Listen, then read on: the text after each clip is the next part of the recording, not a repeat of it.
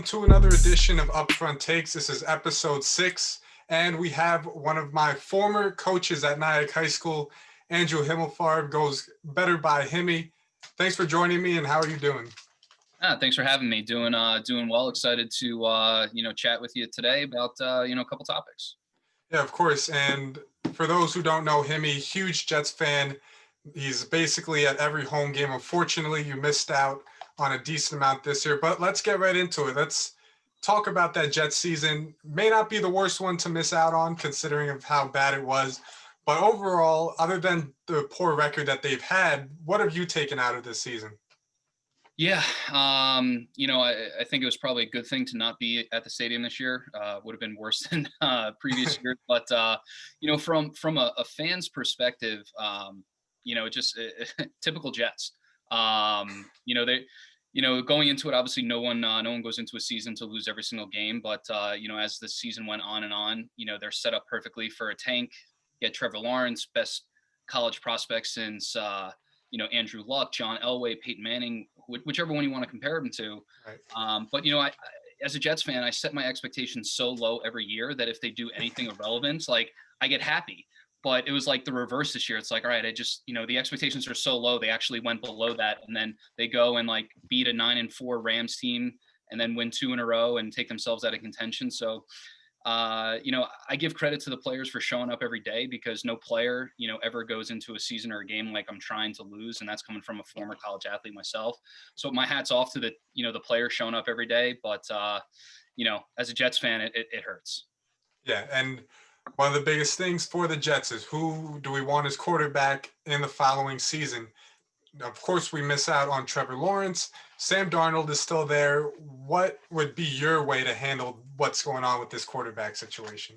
Yeah. I think, if the Jets had the number 1 pick, it's a no-brainer. You take Trevor Lawrence, but now they're in the, very interesting position of having the 2nd pick. I don't know much about college football. I'll be the first to admit that. I did watch the games yesterday to kind of see, who could the potential quarterbacks be.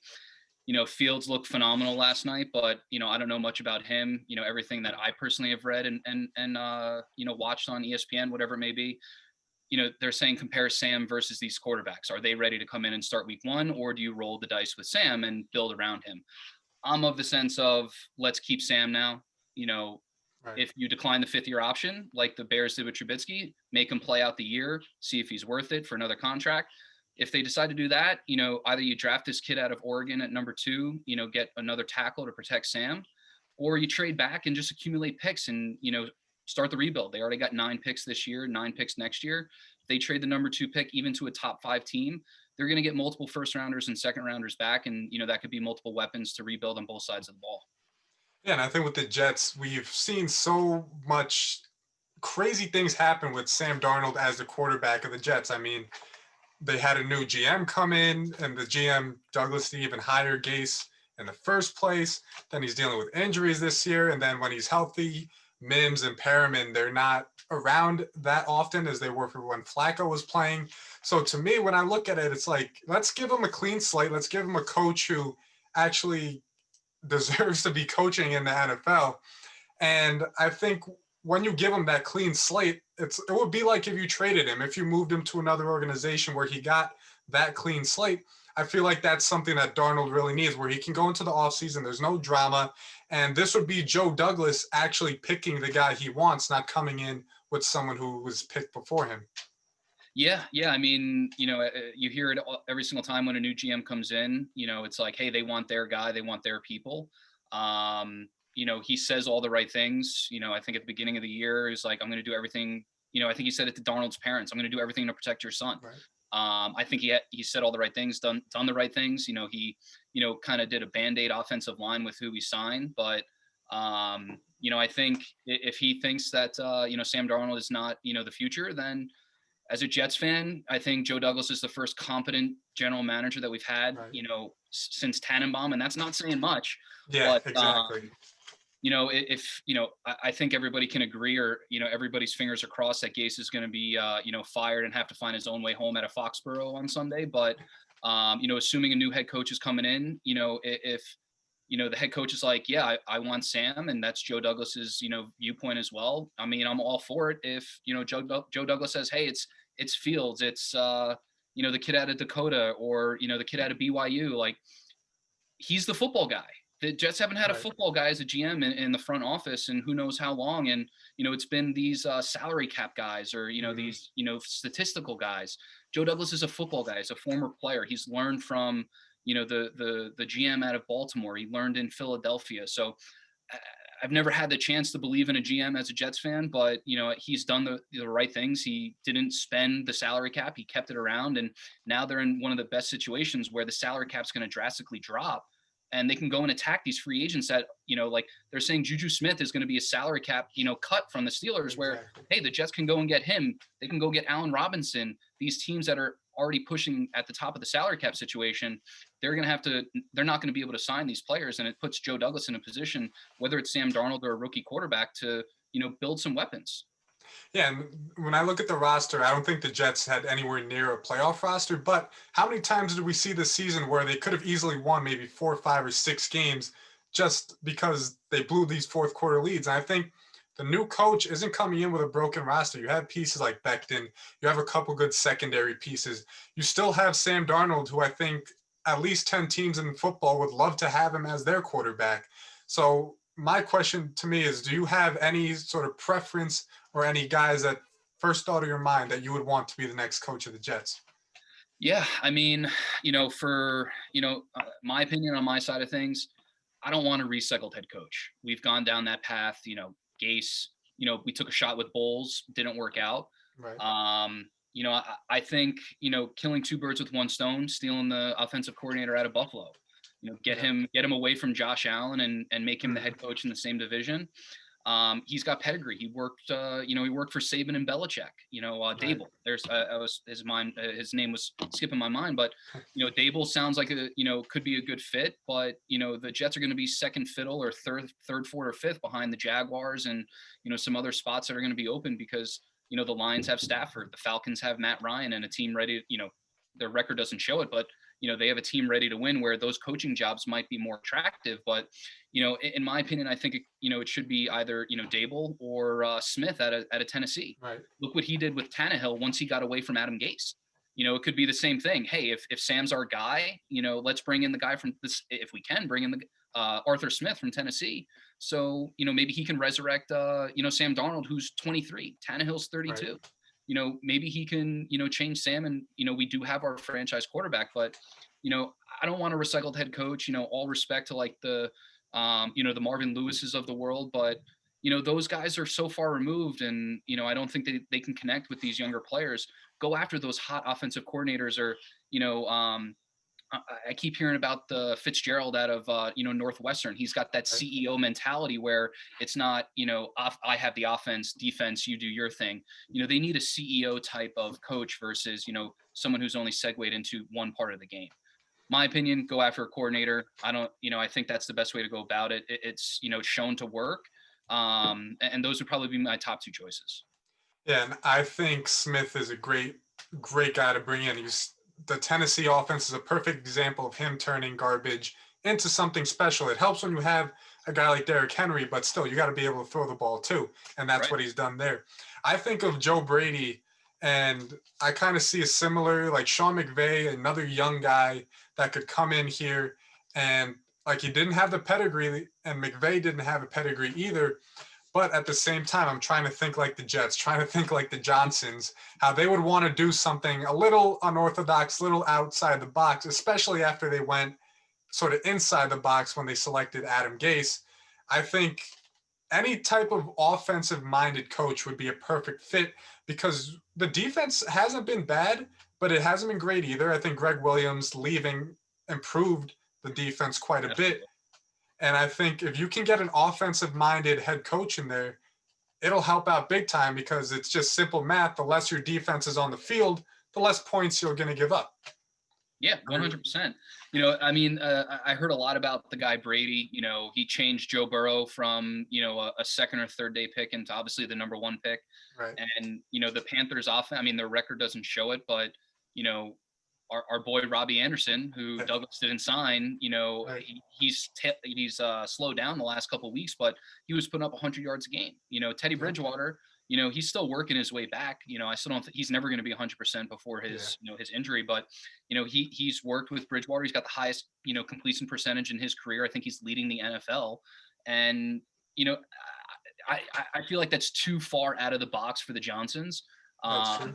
I think they're going to look at it as that's like the absolute stretch, right? I think they're going to look at somebody who maybe has been in the NFL a little bit longer, Right. versus someone who only has 1 year under their belt in the NFL. And not for nothing, that guy's younger than me, and I'm not old, so I don't know how bold they want to feel about going after someone who's 31 years old. And they're outside picks also like Kellen Moore, like coming out of the Cowboys. I don't see the Jets going that far out of the box. I think they would go with one of those coordinators. But one thing I've learned over the years is being a Jets fan, anything that we want, the Jets aren't going to give you. So we're probably going to end up with a recycled, retired coach that's been out of the game for like 10 years. I hope not. But I think if they go with one of those coordinators, that offensive-minded coach, that's the way to go, no matter who the quarterback is. And there's good foundational pieces, with Mims, if Pirine ends up, being, a decent running back. And I think the defensive side of the ball, they're set up much better than the offensive side of the ball. I think every Jet fan will agree. But I think one of those offensive-minded coaches would definitely be best suited for, Darnold or a rookie quarterback. Right. And that's one of the biggest things, an offensive head coach. But we're in week 17, last week before the playoffs. Who do you think, let's make a bold prediction here, who do you think is going to be playing the Super Bowl if we get there this year? Yeah. I wouldn't say that this is a bold prediction. I think the Chiefs are just so good that they're going to repeat. I think they'll be facing off against the Packers. Aaron Rodgers is just playing, at one of the best years he's ever had. 40 plus touchdowns again. He's looking, like he's going to win the MVP. So I'm going Chiefs over the Packers. I just think Mahomes and company, they're going to be the new Patriots. Yeah, and that's exactly how I feel too. It's not that hard when, you got both number one seeds. They're both tearing up their respective conferences. But to me, and it pains me to say this as a Jets fan, but I'm actually excited to watch the Miami Dolphins play in the postseason if they make it there. I that whole bullpen, the whole starter and reliever thing they got going on at quarterback is such a crazy thing. And I love those little nuanced sort of things that you can get in a sport that we've never really seen that before with the two quarterback situation. Yeah. I mean, I can't bring myself to want to see the Dolphins. But I mean, Fitzmagic is on the COVID list, so you don't even know if he would be available. Should they get to the playoffs? But I go the other way. I'm excited to watch Buffalo. Josh Allen, Stephen Diggs. They're rolling through the AFC East. I think they'll end up playing the Chiefs in the championship game.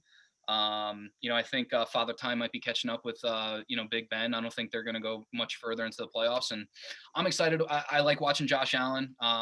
You can ask my buddies I have the season tickets with. The year that the Bills took Josh Allen, the Jets took Sam Darnold. I said the Jets should have taken Josh Allen. I like watching him play. He's the everyday quarterback in the NFL now, mobile. Can throw for 300 yards. So not that I want them to win the Super Bowl, but I'm definitely excited to watch the Bills in the playoffs. Right. And that's one of the things too. It's like, the Patriots have been in the playoffs year after year after year.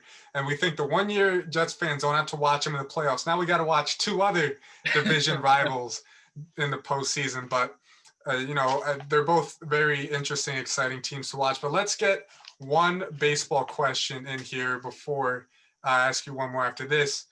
Gary Sanchez it was a crazy down year for him. 148 was a batting average. The Cubs, they just traded Yu Darvish. That looks like they're selling a lot more pieces. Would moving Sanchez in a trade to get Contreras be something that would intrigue a Yankee fan? Yeah. I personally think Sanchez now is, completely labeled a bust. He broke out, so many home runs his first stint in the big leagues, or when he first came up, I should say. I think if you can package Sanchez and get whatever you can for a catcher like Contreras, if the Cubs are in sell mode, absolutely. I think Contreras is someone who puts the ball in play. He's not just a home run hitter. He's not a swing for the fences type guy.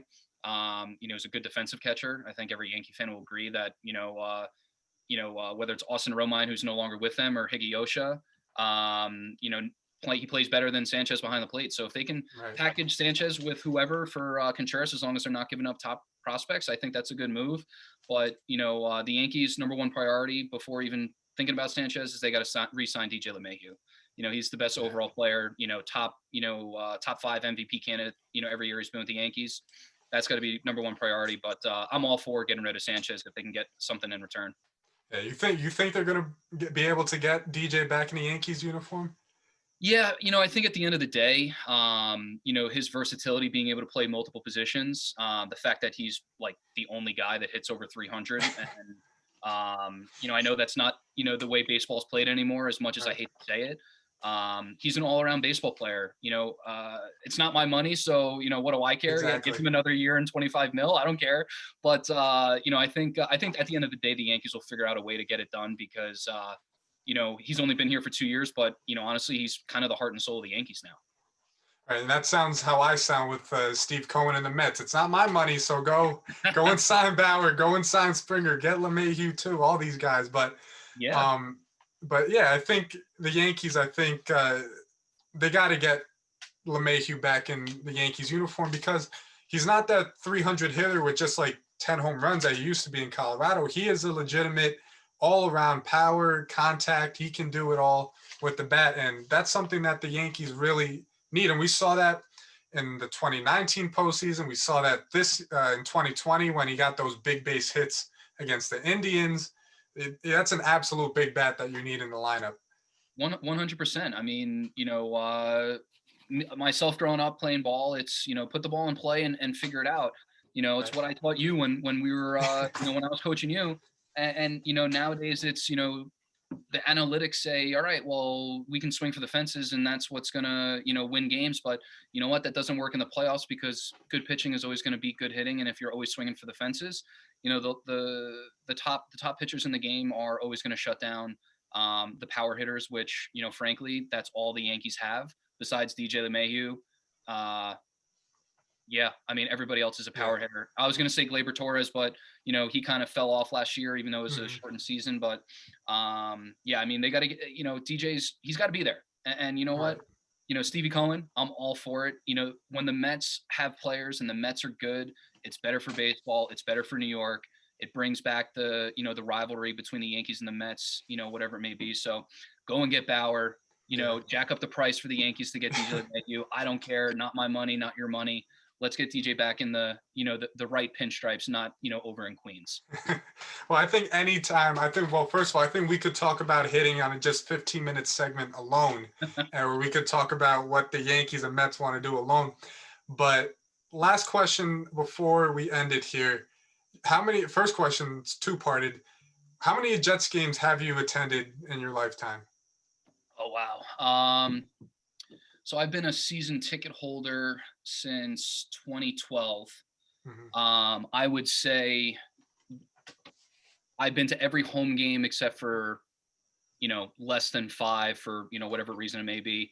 And then my father, my uncle had season tickets while I was growing up. So, I mean, it's tough to say. I would say since 2012, I mean, that's 8 years. 80 games over 8 years, plus my dad and my uncle. I would say I've been to at least 100 plus home Jet games. So out of those 100 games, if you had to pinpoint a moment, say this is the number one moment that I've ever had in attendance at a Jets game, which one would it be? Well, most, if not all, of my favorite Jet moments are usually during the tailgates. Not too much excitement going on in the stadium, unfortunately. But, one of the moments that does stick out to me, I would say in kind of like my adult life, was the home opener on 9/11 in 2011. I got a call from one of my buddies while I was at work. I was working on Sunday at a baseball training facility. It's like, hey, we got an extra ticket. And it was Sunday Night Football against the Cowboys. So I was working in upstate New York. I got in my car, drove down to MetLife, and was able to get there right for the ceremony. So, beautiful, ceremony for 9/11 and everything. And then, the Jets came back and beat the Cowboys 27-24. The stadium was electrified. That was probably, one of the best games that I have ever been to. That kind of sticks out to me. So yeah, I would say that's probably my favorite Jets moment, being in the stadium. Right. And I'll give you your 15 seconds of FaceTime in a second. But unfortunately, were you at the butt fumble game? I was not at the Butt Oh, Fumble okay. game. I was smart to not spend my Thanksgiving watching. That is, you know what? It was probably better watching it in HD while eating dessert, eating dinner, whatever it was at the time. But 15 seconds, you'll get to say anything you want, whatever you want, free time, and go for it. Yeah, just want to say thank you. Appreciate you having me on here. Really enjoy it. Love talking sports. Um, Jets may not figure it out, but at least I'm a Yankees fan. Well, that is the truth. But like you said before, both teams have a lot of money to spend, and it's always better when both teams have a ton of money. Oh, absolutely. I mean, it's New York. The Steinbrenners Yeah. have money. We know Stevie Cohen's got money. I mean, 15 Yeah. bill in the bank, and he's still making money every day. And he's I think he said it best. He doesn't all he cares about winning. He wants a World Series. He'll spend the money. He'll do what he needs to do. And frankly, I think that's good for baseball. The Pittsburgh Pirates and the Tampa Bay Rays of the world. No matter how many times you can claw your way to the playoffs, you got to spend money to win. And I think both teams in New York, they're going to end up always being at the high end of the salary cap, no salary cap, the luxury tax. But Right. it'll be good for baseball if they can both be competitive year in and year out. Yeah, exactly. So that's going to be exciting to watch. But again, thank you, Himmie, for joining me on the podcast. And thank you for everyone who watched UpFront Takes. Of course, be on the lookout for our other YouTube videos and our other podcasts as well. But thank you again, and I'll be speaking to you all later on.